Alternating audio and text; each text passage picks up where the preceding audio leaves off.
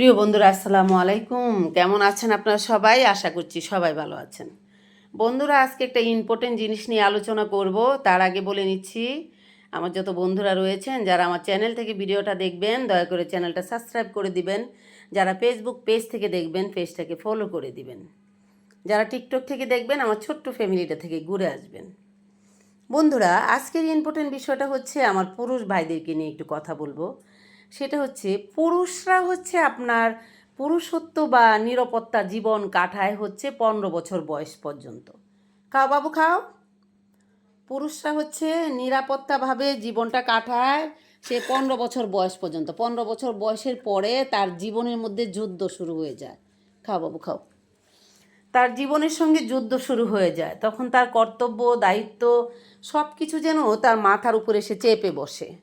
যেমন ধরেন, কখনো সে সন্তানের দায়িত্ব পালন করে, কখনো সে স্বামীর দায়িত্ব পালন করে, কখনো সে পিতার দায়িত্ব পালন করে।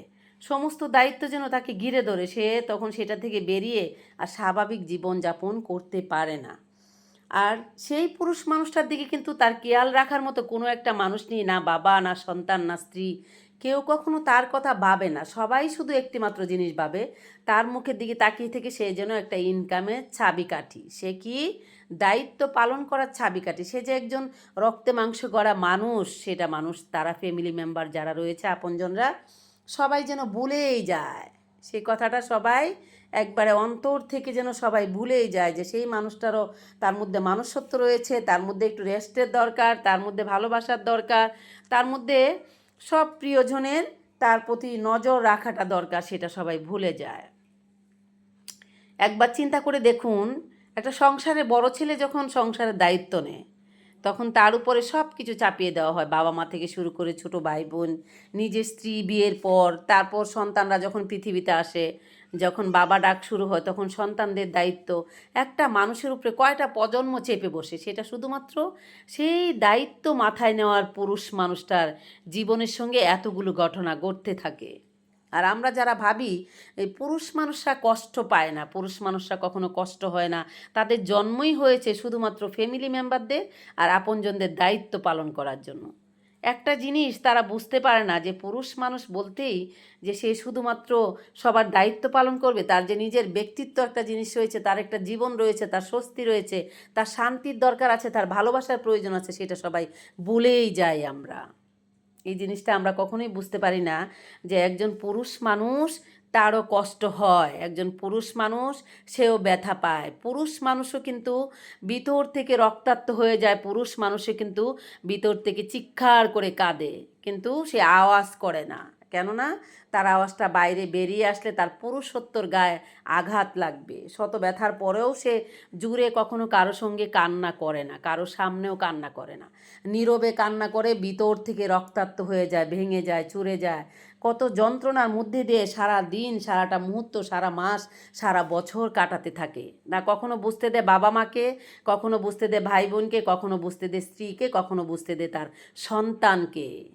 কিন্তু এখানে একটা কথা রয়েছে বন্ধুরা, একটা পুরুষ মানুষ, একটা ছেলে মানুষ যদি এতগুলো মানুষের দায়িত্ব পালন করতে পারে, এতগুলো মানুষের মুখে আহার তুলে দিতে পারে, এতগুলো মানুষের স্বপ্ন পূরণ করতে পারে, এতগুলো মানুষকে ভালো রাখার দায়িত্ব নিতে পারে, তাহলে আমরা কেন সেই পুরুষ মানুষটার দায়িত্ব নিতে পারি না?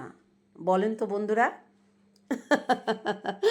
আমাদের কি সেই মানুষটার প্রতি খেয়াল রাখার কি আমাদের দায়িত্ব নেই, আমাদের কর্তব্য নেই? সে শত কষ্টের পরে যখন বাহির থেকে ফিরে এসে মার কি জিজ্ঞেস করার প্রয়োজন নেই, বাবা তুই কেমন আছিস, আজকে কেমন কেটেছে, কোথায় গিয়েছিলি, কী কাজ করেছিস? আর তার স্ত্রীরও কিন্তু কর্তব্য রয়েছে, স্বামীর সেবা করা, স্বামীকে সময় মতো খাবার দেওয়া, স্বামীর ভালো মন্দ শেয়ার করা। সন্তানদেরও কর্তব্য রয়েছে, ভাই বোনদেরও কর্তব্য রয়েছে, কিন্তু কেউ সেটা পালন করতে চায় না। কেউ বুঝতেই চায় না যে পুরুষ মানুষেরও কষ্ট হতে পারে। তো আজ বন্ধুরা, আমি এই গল্পটা আপনাদের মধ্যে শেয়ার করলাম। আমাদের যত ভাই বাবা যারা রয়েছেন, চাচা, তাদের কিন্তু প্রত্যেকটা পুরুষ মানুষের কাঁধেই এই ধরনের দায়িত্বগুলো মাথায় জোরে পড়ে। আর এই মানুষগুলো সংসারের দায়িত্ব পালন করতে করতে নিজের আপনজন প্রিয়জন মানুষগুলোকে ভালো রাখতে রাখতে সে একসময় নিজেই ভেঙে পড়ে, ভিতর থেকে দমড়ে মুচড়ে একবার ডলে পড়ে পৃথিবী থেকে বিদায় নিয়ে নেয়। কিন্তু তার কষ্টটা কাউকে দেখানো হয় না, বলাও হয় না, কেউ দেখতেও পায় না। তো আজ আমি এই ভিডিওর মাধ্যমে একটি কথাই বলবো, প্রত্যেকটা ফ্যামিলি মেম্বারকে আপনাদের যে ইনকাম করার যে একমাত্র প্রদীপটা রয়েছে তার প্রতি আপনারা বেশি বেশি করে তেল ঢালুন, সে যেন সুস্থ থাকে, তার প্রদীপটা ভালোভাবে জ্বলে ওঠে। তার ভালো থাকার জন্য আপনাদের প্রত্যেকটা প্রিয় মানুষ তার খেয়াল রাখা উচিত। আপনারা রাখবেন, তাহলে আপনার ভালোবাসার মানুষটা, আপনার সংসারের দায়িত্ব নেওয়ার মানুষটা ভালো থাকবে। তো বন্ধুরা, আপনারা সবাই বেশি বেশি করে ভিডিওটা আজকে শেয়ার করে দিবেন আর কমেন্ট করে জানাবেন যে কেমন আমার আজকে বাস্তবায়ন নিয়ে কথা বলাগুলো কতটুকু সফলতা রেখেছে। তো আপনারা সবাই ভালো থাকবেন বন্ধুরা। দেশে এবং দেশের বাইরে প্রবাসে যারা আমার ভালোবাসার মানুষ রয়েছেন, আমার প্রিয়জনরা রয়েছেন, বড়দেরকে জানাচ্ছি আমার সালাম, ছোটদেরকে জানাচ্ছি এক বুক ভালোবাসা। প্রিয় বন্ধুরা, সবাই ভালো থাকবেন। আপনাদের সাথে দেখা হবে আমার এনি টাইম বাস্তবায়ন নিয়ে কথা বলা, সমাজের বাস্তব কথা নিয়ে, বাস্তব স্টোরি, এই ধরনের কথাবার্তা নিয়ে সারাক্ষণ আপনাদের সঙ্গে আমার কথা হতেই থাকবে, দেখা হবে।